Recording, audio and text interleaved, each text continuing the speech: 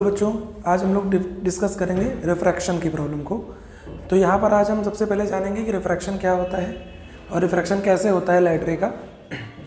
देखिए, जो रिफ्रैक्शन का कॉन्सेप्ट है वो कहता है कि जब लाइट रे एक मीडियम से दूसरे मीडियम में जाती है तो लाइट रे की स्पीड चेंज हो जाती है। इस फेनोमेनन को नॉर्मली बोला जाता है रिफ्रैक्शन। यहाँ पर क्या होता है, जब लाइट रे एक मीडियम से दूसरे मीडियम में जाती है तो कभी कभी अपने पाथ से भी थोड़ा सा क्या हो जाती है, बेंड कर जाती है। तो refraction is a primary phenomenon when light रे इनकाउंटर, ये एक मीडियम से दूसरे मीडियम में प्रोपोगेट करती है, इसकी स्पीड क्या हो जाती है, बदल जाती है। इस फेनोमेनन को ही हम लोग क्या बोल देते हैं, refraction. Most of the cases में लाइट रे अपने पाथ से क्या कर जाती है, बेंड कर जाती है जब किसी बाउंड्री सरफेस से टकराती है, दो मीडियम्स की बाउंड्री। जैसे देखिए, यहाँ पर एक मीडियम है 1, यहाँ पर मीडियम दूसरा है 2। लाइट रे आई, वो इस नॉर्मल पॉइंट की तरफ बेंड कर गई जब एक मीडियम से दूसरे मीडियम में आई। यहाँ पर जो एंगल है और यहाँ पर जो एंगल है, तो मीडियम 1 में एंगल बड़ा है कंपेयर टू मीडियम 2।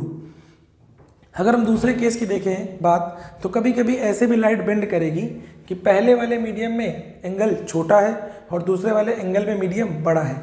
तो यहाँ पर हम कहेंगे कि लाइट रे नॉर्मल से दूर हट गई है। और ये केस देखिए, ये भी एक केस है। यहाँ पर क्या होगी, लाइट रे मीडियम 1 में से आएगी और मीडियम 2 में चली जाएगी। यहाँ पर क्या हो जाएगा कि लाइट रे का किसी भी तरह से बेंड नहीं कर रही है। देखिए, यहाँ पर θ1 और θ2 दोनों ही कितने डिग्री के एंगल बना रहे हैं, 0 डिग्री के बना रहे हैं। यहाँ पर जो 0 डिग्री का एंगल है वो नॉर्मल से कंसिडर किया गया है। यहाँ पर भी जो एंगल है वो नॉर्मल से, और इन सारे केसेस में जितने भी केसेस हैं उन सभी में एंगल कहाँ से डिस्कस किया गया है, याद रखिएगा, नॉर्मल से। तो इस फेनोमेनन को नाम दिया जाएगा रिफ्रैक्शन का। हाँ, तो बच्चों, जो हम दूसरी चीज़ यहाँ पर जानेंगे वो जानेंगे रिफ्रैक्टिव इंडेक्स के बारे में। रिफ्रैक्टिव इंडेक्स किस तरह से डिफाइन किया गया है, ये एक रेशियो होता है जो बताता है स्पीड ऑफ लाइट वैक्यूम में और स्पीड ऑफ लाइट मीडियम में। इन दोनों के रेशियो को हम लोग बोल देते हैं refractive index of that medium, जिस मीडियम में स्पीड ऑफ लाइट आपने सेकेंड टाइम मेजर की है। तो रिफ्रैक्टिव इंडेक्स को n या म्यू से रिप्रेजेंट किया जाता है। इसकी वैल्यू हो जाएगी speed of light in medium और speed of light in vacuum divide by speed of light in medium. तो c क्या हो गई, speed of light in vacuum, और v हो गई speed of light in medium. तो रिफ्रैक्टिव इंडेक्स सिंपली लिखा जाएगा c बाई म्यू। ये बेसिकली एक मटेरियल डिपेंडेंट प्रॉपर्टी है। बाद में जो हम लोग डिस्पर्जन पढ़ रहे होंगे तो हम ये भी जानेंगे कि रिफ्रैक्टिव इंडेक्स जो डिपेंड करता है वो वेवलेंथ पे भी इसकी डिपेंडेंसी आ जाती है। लेकिन अभी हम इसे मानेंगे कि ये रिफ्रैक्टिव इंडेक्स केवल और केवल मटेरियल पर डिपेंड करता है। तो याद रखिएगा, इस रिफ्रैक्टिव इंडेक्स को, जिसमें स्पीड ऑफ लाइट और इन वैक्यूम और speed of light in medium लिया गया है, उसे एब्सोल्यूट रिफ्रैक्टिव इंडेक्स कहा जाता है, because this is the refractive index of material. दूसरा कॉन्सेप्ट जो आता है उसमें लिखा जाता है रिलेटिव रिफ्रैक्टिव इंडेक्स।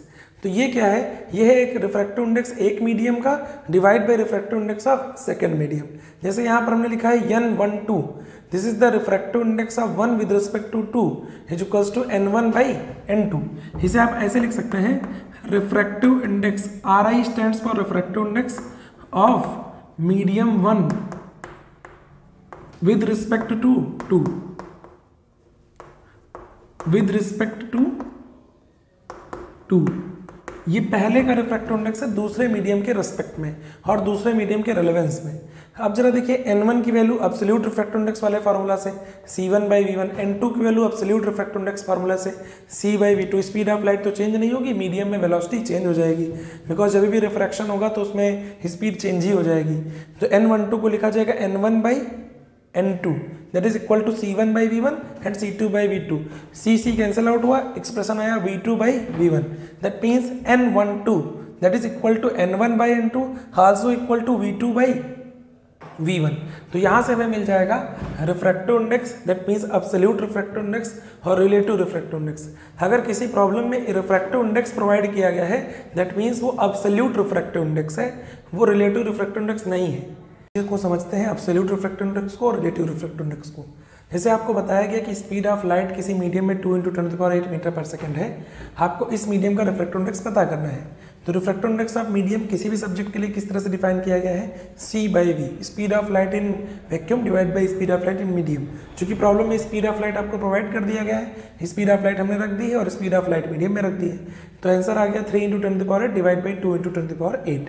तो refractive index is nothing but 1.5। इसी तरह से तो ये एब्सोल्यूट रिफ्रैक्टिव इंडेक्स है, इसकी एक फिक्स वैल्यू 1.5 आ गई है। अब जरा देखिए, अगर आपको बताया गया कि रिफ्रैक्टिव इंडेक्स पानी का 4/3 है और रिफ्रैक्टिव इंडेक्स ऑफ ग्लास 3/2 है, these are the exact value, standard values हैं, हमेशा यही रहेंगी।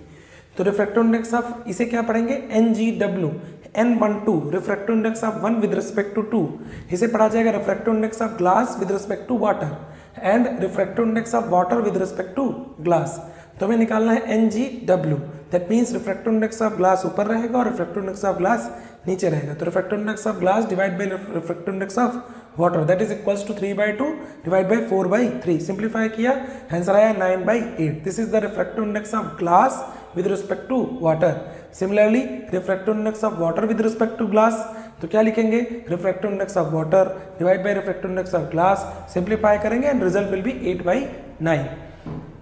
तो यहां से हमें एक इंटरेस्टिंग सा रिजल्ट आया कि जब हमने एब्सोल्यूट रिफ्रैक्टिव इंडेक्स निकाला तो 1.5 आया और रिलेटिव रिफ्रैक्टिव इंडेक्स निकाला तो एक बार वैल्यू 9.8 आ रही है और एक बार 8/1। तो देखिए, this is less than 1, sorry this is more than 1 and this one is less than 1। ये वैल्यू 1 से ग्रेटर है और ये वैल्यू 1 से लेसर है। तो इससे हमें एक चीज और पता चलेगी कि जो एब्सोल्यूट रिफ्रैक्टिव इंडेक्स होता है that one always greater than 1, क्योंकि स्पीड ऑफ लाइट जो मीडियम में होगी वो हमेशा speed of light in vacuum से कम होगी। तो एब्सोल्यूट रिफ्रैक्टिव इंडेक्स की वैल्यू हमेशा क्या होगी, 1 से ज़्यादा। लेकिन रिलेटिव रिफ्रैक्टिव इंडेक्स में ऐसा कुछ नहीं है, वो 1 से कम भी हो सकता है, वो 1 से ज़्यादा भी हो सकता है। बस रिलेटिव रिफ्रैक्टिव इंडेक्स हमें ये दिखाता है कि जो पार्टिकुलर मीडियम है वो कंपैरेटिवली दूसरे मीडियम के रिस्पेक्ट में उसका रिफ्रैक्टिव इंडेक्स कम है या रिफ्रैक्टिव इंडेक्स ज़्यादा है। जैसे आप समझिए कि हम डेंस मीडियम में धीमे धीमे चल पाएंगे और अगर हम किसी रेयर मीडियम में जाए तो ज़्यादा तेजी से चल लेंगे। जैसे पानी में जब हम तैरेंगे तो हमारी स्पीड क्या हो जाएगी, घट जाएगी, लेकिन अगर हम हवा में चलेंगे तो हमारी स्पीड ज़्यादा रहेगी। तो वैसे ही यहाँ पर लाइट के लिए ये चीज़ एक्सप्लेन की जाती है। कहा जाता है जब रिफ्रैक्टिव इंडेक्स की वैल्यू बड़ी होगी तो स्पीड ऑफ लाइट क्या होगी, उस मीडियम में कम होगी, because refractive index is equals to c/μ। अगर v की वैल्यू कम होगी तो n की वैल्यू ज़्यादा होगी। तो ऐसे मीडियम को कहा जाएगा ऑप्टिकली डेंसर, मतलब जिसमें लाइट की स्पीड, ऐसा मीडियम जिसमें लाइट की स्पीड कम हो उसे हम कहेंगे डेंसर मीडियम। किसके लिए, लाइट के लिए। सिमिलरली हमारे पास अगर क्या हो जाए, रिफ्रैक्टिव इंडेक्स की वैल्यू छोटी है, दैट मीन्स स्पीड बड़ी होगी, स्पीड ज़्यादा होगी, उस मीडियम में लाइट ज़्यादा तेजी से चल रही होगी, तो उस मीडियम को लाइट के लिए क्या बोला जाएगा, रेयरर। जैसे कि हमारे लिए एयर रेयरर है, हम उसमें ज़्यादा तेजी से चल सकते हैं, और वाटर डेंसर है। उसी तरह से पानी, जो लाइट है हमारे लिए, वो जिसमें ज़्यादा तेजी से चल सकती है उसे हम कहेंगे कि ये लाइट के लिए रेयरर है, और जिस मीडियम में लाइट धीमे धीमे चलेगी हम कहेंगे वो लाइट के लिए क्या है, डेंसर है। तो याद रखिएगा, ये मटेरियल डेंसिटी की तरह है, मटेरियल डेंसिटी है नहीं। ना ही आप ये कह सकते हैं कि जिसकी मटेरियल डेंसिटी ज़्यादा होगी वो ऑप्टिकली भी डेंसर होगा, ऐसा सर्टेन नहीं है। मोस्ट ऑफ द केसेस में देखने को मिलता है, लेकिन ऐसा फिक्स नहीं है कि जो मीडियम, जिस मीडियम की मटेरियल डेंसिटी ज़्यादा होगी उसकी ऑप्टिकल डेंसिटी भी ज़्यादा होगी। ठीक है, अब जरा देखिए, रिफ्रैक्टिव इंडेक्स की वैल्यू हमेशा 1 से ज़्यादा रहेगी, because speed of light in medium 1 से हमेशा कम रहेगी। तो याद रखिएगा, यहाँ एब्सोल्यूट रिफ्रैक्टिव इंडेक्स की बात कही गई है। दूसरा पॉइंट जो भी हम लोगों ने वहाँ देखा कि अगर refractive index of 1 is more than 2, that means refractive index of, relative refractive index of 1 with respect to 2 is more than 1, तो हम ऐसा मानेंगे कि जो पहला मीडियम है that is denser comparatively second medium. N12 refractive index of 1 with respect to 2 is more than 1. That means only and only first medium is optically denser compared to second medium. And if N12 is less than 1, that means refractive index of 1 is less than refractive index of 2. That means first medium is rarer comparatively to second medium. तो यहाँ पर ये optical density क्या है, basically refractive index ही है। देखिए, यहाँ पर रिफ्रैक्टिव इंडेक्स का एक कॉन्सेप्ट हम लोग और समझ लेते हैं, ये उससे थोड़ा सा एडवांस कॉन्सेप्ट है। वहाँ पर हम ये बात मान कर चलते हैं कि रिफ्रैक्टिव इंडेक्स प्योरली मटेरियल की प्रॉपर्टी है। यहाँ पर कॉची ने बताया कि ऐसा नहीं होता है, रिफ्रैक्टिव इंडेक्स उस पर गिरने वाली जो वेवलेंथ होती है उस पर भी डिपेंडेंट होता है। तो रिफ्रैक्टिव इंडेक्स का उन्होंने एक फॉर्मूला डिराइव करके बताया, refractive index is something a+b/λ² c+c/λ⁴। यहाँ देखिए, रिफ्रैक्टिव इंडेक्स इन्वर्सली रिलेटेड दिख रहा है लैम्डा के साथ में। दैट मीन्स कि अगर लैम्डा की वैल्यू ज़्यादा हो जाए तो ये वाले टर्म छोटे हो जाएंगे, रिफ्रैक्टिव इंडेक्स की वैल्यू क्या हो जाएगी, कम हो जाएगी। और अगर रिफ्रैक्टिव इंडेक्स लैम्डा की वैल्यू हमारी कम हो जाए तो रिफ्रैक्टिव इंडेक्स की वैल्यू क्या हो जाएगी, ज़्यादा हो जाएगी। अगर हम ऐसा देखें तो रेड कलर की जो वेवलेंथ होती है वो वायलेट कलर से क्या होती है, ज़्यादा, तो रिफ्रैक्टिव इंडेक्स रिवर्स में होगा। मतलब refractive index for red light is less than refractive index for wallet light. That means अगर रेड लाइट और वॉलेट लाइट किसी एक ही मीडियम से गुजरे तो उसमें जो रेड लाइट के लिए वो सब्जेक्ट या जो हमारा मीडियम रहेगा उसका रिफ्रैक्टिव इंडेक्स, रेड कलर की लाइट की रिफ्रैक्टिव इंडेक्स क्या होगी, कम होगी। मतलब उसके लिए जो मीडियम होगा कंपैरेटिवली क्या होगा, रेयरर होगा। और वायलेट कलर के लिए वही मीडियम डेंसर होगा। तो इस तरह से हमें पता चला कॉची इक्वेशन में कि रिफ्रैक्टिव इंडेक्स वेवलेंथ पर भी डिपेंडेंट होता है। हम लोग नॉर्मली जब तक रिफ्रैक्शन प्रॉपर्टीज डिस्कस करेंगे, लेंसेज डिस्कस करेंगे, तब तक हम ये बात समझते रहेंगे कि रिफ्रैक्टिव इंडेक्स प्योर प्रॉपर्टी है मटेरियल की। लेकिन जैसे ही हम डिस्पर्जन कॉन्सेप्ट में जाते हैं हमें कॉची इक्वेशन की रिक्वायरमेंट पड़ने लगती है। तो इसको